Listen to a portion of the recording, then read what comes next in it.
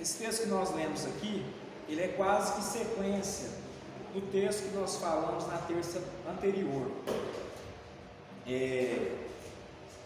Apóstolo Tiago, e aqui eu falo apóstolo, é o Tiago, irmão de Jesus. Tiago escreve essa carta, irmão de Judas. Essa carta de Tiago, ela contém pouco mais de 100 versículos, e mais da metade, se não metade dos versículos são mandamentos, e é muito semelhante ao Sermão da Montanha. Se nós pegarmos Mateus, do capítulo 5 ao capítulo 7, nós vamos encontrar bastante semelhança com o sermão de Cristo, o famoso Sermão da Montanha, com essa carta de Tiago. Tiago, ele começa dizendo para quem que ele escreveu: para todos os judeus que estavam dispersos por todo o mundo após o cativeiro babilônico. Essa carta de Tiago, ela possui aspectos práticos da conduta cristã. A preocupação de Tiago era pegar os mandamentos de Jesus, do Sermão da Montanha, e aplicar no dia a dia do cristão. Então, às vezes, nós sentamos e ouvimos qualquer tipo de ordenança ou de instrução, e às vezes nós não sabemos quando podemos aplicar. Tiago, ele traz para o cotidiano e ele demonstra que o cristão precisa aplicar esses mandamentos no seu dia a dia, de forma que a fé, ela opera na vida cotidiana de cada crente. Então, a fé que você possui, a fé que eu possuo, ela precisa ser aplicada no seu dia a dia. Então, frente a qualquer circunstância que você vai enfrentar, nós vivemos. A palavra de Deus nos diz que o justo, ele vive pela fé, né? E a alma de Deus tem prazer naquele que vive pela fé. Os nossos atos, a nossa convicção, a nossa confiança plena em Deus, é porque nós temos fé e consciência que nós somos filhos de Deus.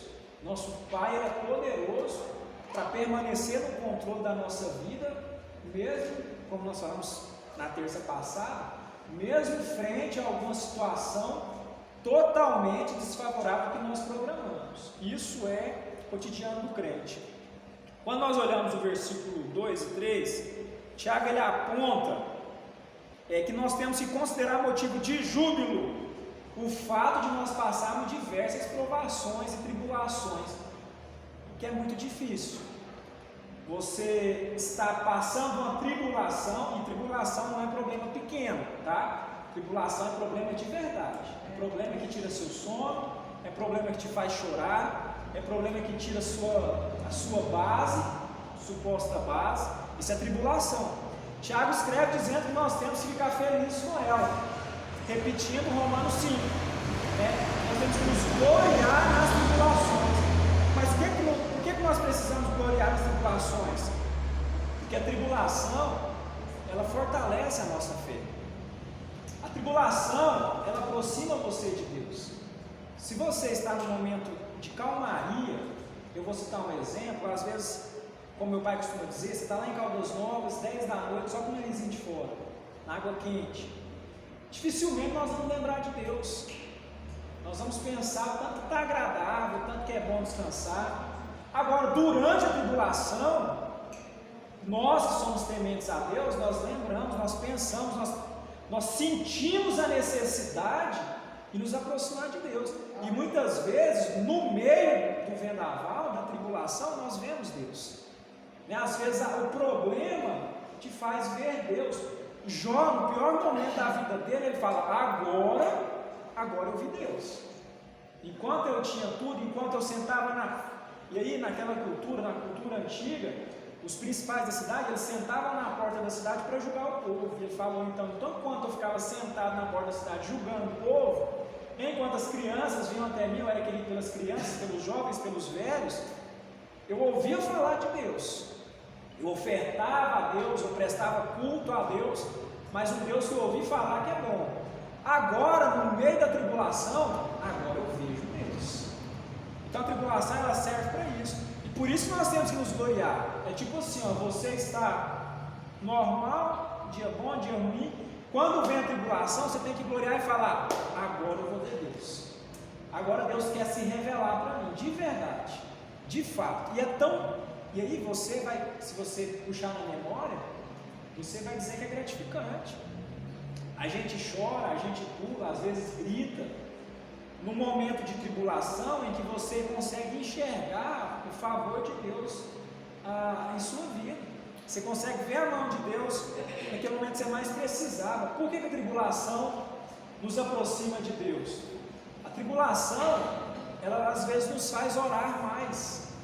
Eu me lembro de um episódio, talvez perto de 2009, 2010, morava em Catalão, e eu tinha um primo que morava comigo, meu irmão.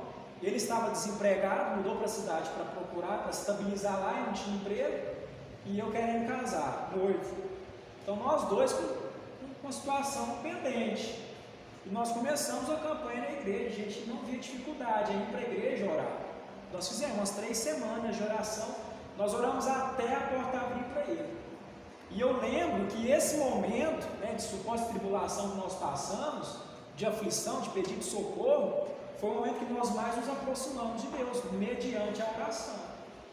Então, a tribulação, aqui fala que produz a perseverança. Romanos 5 também diz que a tribulação produz perseverança, porque o crente, o salvo, durante a tribulação ele persevera. Por isso produz em nós perseverança, produz em nós constância. E isso nos aproxima de Deus, isso nos faz ver Deus. Só que, oração não é unicamente para apresentar os seus problemas para Deus, mas oração também é para fazer você lembrar o tipo de compromisso que Deus tem com você. Porque às vezes nós pensamos que precisamos, e de fato precisamos, apresentar diante de Deus nossas aflições, claro. Só que esse não é o propósito da oração. Penso eu que o principal propósito da oração é trazer à nossa consciência, deixar claro no seu coração o tipo de compromisso que Deus tem com você. Porque às vezes quando nós oramos, aí no íntimo, tá? Estou falando no íntimo, no seu particular, você rasga o coração para Deus e Deus conforta o seu coração. Às vezes você busca leituras bíblicas e os textos bíblicos te dá convicção e certeza do compromisso que Deus tem com você. E Deus tem compromisso com você. Você é filho, o pai tem compromisso com o filho, e Deus tem compromisso conosco.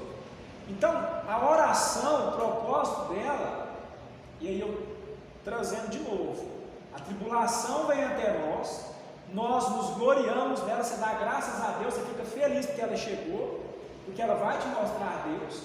Uma das maneiras é te fazendo orar. Só que a oração não é para você pedir para Deus prestar atenção no seu problema, porque Deus já está prestando atenção no seu problema. A oração é para dizer para Deus que você também está prestando atenção nele.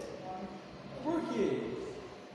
Porque quando nós reagimos de forma que Deus não se agrada, nós não lembramos de Deus. E se nós lembrássemos de Deus, nós não tínhamos feito algo errado contra Ele.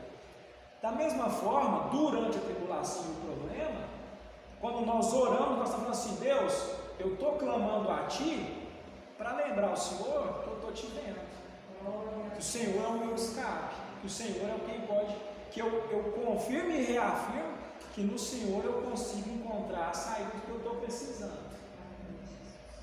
E aí eu quero falar aqui um pouco dos atributos de Deus. Os atributos de Deus são conhecidos por nós. Deus é onipresente, Deus é onisciente e Deus é onipotente. Os atributos de Deus não tem questionamento. Ele é e nós sabemos que Ele é. Ele já mostrou que Ele é. Qualquer pessoa viva que tenha qualquer noção de Deus tem conhecimento dos 3 atributos de Deus. Só que a criação de Deus, aí eu falo criação você e eu, nós não somos para revelar os atributos de Deus. Por quê? Porque os atributos de Deus já estão revelados, já estão manifestados, já são conhecidos. Ninguém aqui duvida que Deus é onipresente, ninguém duvida que Deus é onisciente, ninguém duvida que Deus é onipotente. nem você mesmo duvida. Então nós, enquanto criação de Deus e filhos de Deus, o nosso propósito é revelar as virtudes de Deus. Amém? Deixa o Espírito de Deus ministrar no seu coração nesta noite. A tribulação, ela vem até nós para que seja revelado em nós, para nós mesmos, para as pessoas que estão à nossa volta, as virtudes de Deus, porque os atributos nós já conhecemos, e eu quero destacar as 3 virtudes de Deus nesta noite. Em rápidas palavras, terça-feira está sendo mais oração e uma palavra, então assim, sem prolongar, as 3 virtudes de Deus: o amor, a graça e a comunhão, ok? O amor de Deus, a graça de Jesus Cristo e a comunhão do Espírito Santo. São as 3 virtudes de Deus que precisam ser reveladas em nós para as pessoas, porque nós não somos um povo poderoso, nós somos um povo virtuoso. A igreja, ela não comunica na terra o poder de Deus. A igreja, a grande missão, o grande desafio da igreja é comunicar na terra as virtudes de Deus. Porque comunicar o poder, como eu já ressaltei, o poder de Deus, ele já foi comunicado. O que é necessário comunicar são as virtudes. Jesus, quando ele foi para ser preso, a palavra do Senhor nos diz que ele sabia que seria preso, ele sentia que seria preso, estava chegando a hora da crucificação, de cumprir o grande propósito da missão dele. Quando os soldados romanos vêm para prendê-lo, e tem todo aquele diálogo, aquela atitude de Pedro, Jesus fala: se eu quisesse, Deus mandaria 2 legiões aqui. Ou seja, Jesus disse assim: não é o poder que nós precisamos comunicar para esse povo, porque se fosse o poder que precisa ser comunicado, descia legião de anjo aqui, cada legião 6.000, acabava com tudo, e o poder de Deus estava sendo revelado. Mas precisamos revelar as virtudes. O que Jesus queria que a igreja entendesse, precisa ser revelado, são as virtudes de Deus. O texto que nós lemos, e aí eu já concluo no versículo 4 do primeiro capítulo de Tiago, fala que a perseverança, já que a provação, a tribulação produz perseverança, a perseverança deve ter plena ação, a fim de que sejais aperfeiçoados e completos. Aí fala de plenitude em Deus, e a versão que eu uso diz: sem que vos falte virtude alguma. Então por isso que eu estou falando das virtudes de Deus. Então vamos lá, virtudes de Deus: o amor do Pai, a graça de Jesus Cristo e a comunhão do Espírito Santo. São as virtudes que precisam ser reveladas no Filho de Deus, em nós. O amor, existem formas de expressar o amor. O amor de Deus, ele é expressado através de nós, ele é expressado através da sua vida. Aqui no próprio texto de Tiago, no versículo 19, ele diz assim: um dos mandamentos, dos diversos que contém essa carta: assim, meus queridos irmãos, tende estes princípios em mente. Toda pessoa deve estar pronta para ouvir, mas tardia para falar e lenta para se irar. Isso aqui não é outra coisa senão a expressão do amor, da virtude do amor. Por quê? Por mais que nós às vezes precisamos dar alguma resposta rápida para alguma questão, diante da tribulação, diante da provação e da afronta, nós não precisamos ter pressa para falar. Na verdade, a única coisa que nós precisamos é pressa para falar. E quando nós estamos cheios de amor, nós conseguimos ser tardio para falar. A gente, dependendo de quem está falando com a gente, quem está nos provando, ou quem está sendo atribulado da vez, se nós tivermos amor, você vai falar assim: eu não posso falar isso para essa pessoa. Essa pessoa merece, no nosso juízo, ok? Essa pessoa merece ouvir umas verdades, ela merece uma resposta, mas o amor de Deus que habita em mim, a virtude do amor, me impede de falar isso agora, porque eu estou nervoso, então não vou falar. E uma qualidade boa é que consegue se calar diante de uma situação de provação. Então, o amor, ele é expressado, a virtude do amor é manifestada. Vou repetir: A igreja não precisa manifestar o poder de Deus, a igreja precisa manifestar as virtudes de Deus. Nós vamos ganhar as almas, as pessoas vão ser resgatadas do lamaçal do pecado, do inferno que seja, quando elas forem conquistadas pelas virtudes de Deus. Porque o poder de Deus, como eu já ressaltei, já foi demonstrado na criação, de todas as maneiras. O poder de Deus já foi revelado. Os atributos de Deus já são conhecidos. O que nos falta é tornar conhecidas as virtudes de Deus. Tratando-se de amor ainda, 1 Coríntios 13 é um texto que define bem o que é amor.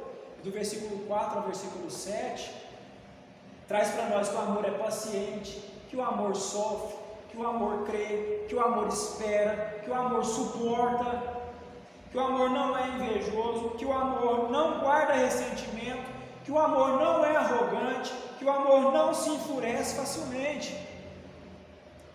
Nós precisamos ter as virtudes de Deus em nós e manifestar essas virtudes durante a provação.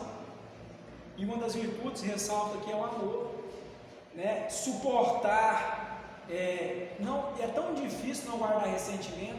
E aqui eu trago para dentro da igreja esse contexto, já que Tiago ele traz para questões práticas da fé cristã. Então, quando nós passarmos tribulação dentro da igreja, nós temos que glorificar a Deus pela oportunidade de nós fazermos através da nossa vida manifestar a virtude de Deus. Imagina se fosse todo mundo legal, imagina se fosse todo, e não é, tá? Não falando se fosse porque não é, imagina se fosse todo mundo amoroso, se fosse todo mundo manso, qual seria a oportunidade de nós manifestarmos as virtudes de Deus? Então nós louvamos a Deus quando o irmão chato vem perturbar, nós louvamos a Deus quando o irmão implica com a gente, dentro da igreja, ou no trabalho, ou dentro da sua casa, na sua família, tem uma pessoa lá que está te enchendo o saco. Então você tem uma oportunidade de através da sua vida, as virtudes de Deus ser manifestadas naquele lugar. Por quê? E quando a palavra de Deus cita sobre a união do crente com o não crente, fala sobre a mulher que é temente a Deus, através dela o marido é santificado. Fala das virtudes de Deus, porque as virtudes de Deus nela é manifestada dentro do lar, então ela consegue aplicar as virtudes do amor. Segundo ponto, a graça de Jesus. E aí graça nós trazemos como questões imerecidas, como questões além do que nós desejamos ou merecemos. Eu volto lá em Efésios, se você estiver podendo abrir sua Bíblia, Efésios capítulo 1, o apóstolo Paulo, logo após Gálatas, ele define de uma maneira extraordinária a graça de Jesus. Em todo o capítulo 1, na maior parte da carta aos Efésios, mas no capítulo 1 é mais claro, e um pouco no capítulo 2, Efésios 1, 6 e 7, acompanhe comigo na sua Bíblia, fala assim, ó: para o louvor da sua gloriosa graça, o qual nos outorgou gratuitamente no amado. Versículo 7, nele temos a redenção, o perdão dos nossos pecados pelo seu sangue, segundo as riquezas da graça de Deus, a redenção, o resgate. Deus nos tira, é porque assim, ó, nós estamos em pecado, nós estamos condenados ao inferno. O homem está condenado ao inferno. Não é que as atitudes que o homem pratica levam ele para o inferno. Não é isso. O homem sem Deus, o homem sem Cristo, ele está condenado previamente ao inferno. Agora a graça de Jesus, e aí eu aceitar, eu reconhecer a Cristo, me faz alcançado pela graça. A graça de Jesus me retira do lamaçal do pecado, me tira dessa sentença ao inferno e me concede a vitoriosa graça de poder ter a eternidade com o Pai e aí voltar para o céu. Nós temos saudade, é isso que nós cantamos, nós temos saudade do céu. Nós fomos criados na eternidade para a eternidade.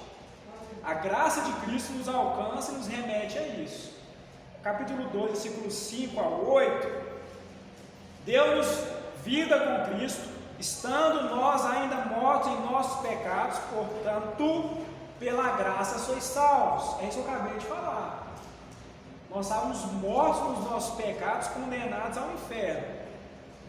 E Deus nos ressuscitou com Cristo, e com Ele nos entronizou nos lugares celestiais em Cristo Jesus, para revelar nas eras vindouras a suprema riqueza da sua graça, por intermédio da sua bondade para conosco em Cristo Jesus. Versículo 8: porquanto pela graça sois salvos, por meio da fé. Isso não vem de vós, é dom de Deus.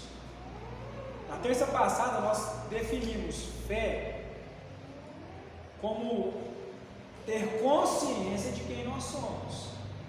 Então fé é você ter consciência do poder de Deus na sua vida, você ter consciência que você é filho de Deus, e por causa dessa consciência que você tem em Deus, você tem convicção, aí você não tem ansiedade, você não tem descontrole, você confia. E aqui eu estou falando de graça, como a salvação é mediante a fé e a graça de Cristo que nos alcançou. Amém, meus irmãos? Amém. As virtudes de Deus, a ideia de Deus para nós é que as virtudes dele sejam reveladas pela sua vida. Então a nossa busca diária é para que as virtudes de Deus em nós sejam reveladas. E as virtudes de Deus, como que Salomão adquiriu sabedoria? A Bíblia diz que Salomão, ele herda o reinado totalmente em paz do seu pai Davi. Davi transmite o reino para Salomão em vida. Davi aconselha Salomão e fala: toma que o trono é teu, toma a coroa.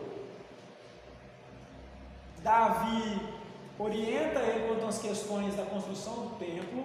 Você vai ser o responsável, cumpre essa missão. Salomão recebe o reinado. Na primeira oração, Salomão pede sabedoria, Deus abençoa o pedido dele. Como que Salomão recebeu sabedoria? Um problema. Quanto mais problema vinha para ele resolver, mais sabedoria ele adquiria. Então nós vamos, meu amado, você vai adquirir paciência com situações que você é obrigado a ter paciência. Você vai adquirir calmaria no seu coração com muita ventania mesmo, que você vai ser obrigado a manter esse calmo. Então há situações que Deus permite, sobre a nossa vida, elas trabalham em favor de Deus para a nossa edificação. Esse é o amor de Deus revelado para os filhos. E esse é o amor de Deus revelado para a igreja. Tem o poder de Deus e as virtudes de Deus, porque eu falei dos atributos, tá?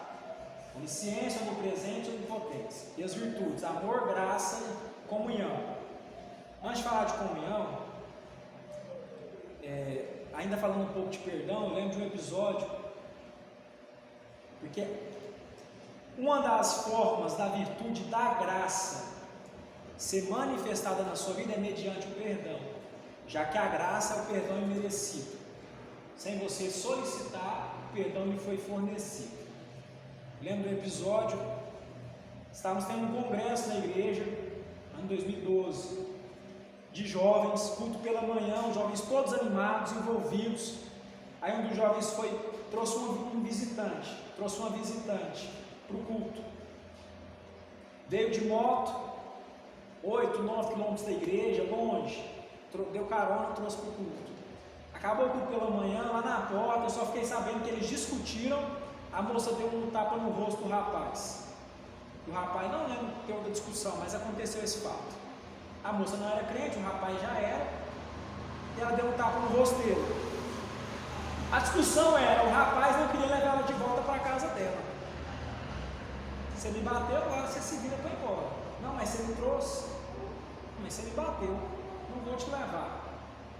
E aí o irmão Clériston, ele estava no dia que ministrou aqui no culto dos jovens, ele falou algo que eu guardei no meu coração, nunca mais esqueci, foi em 2012.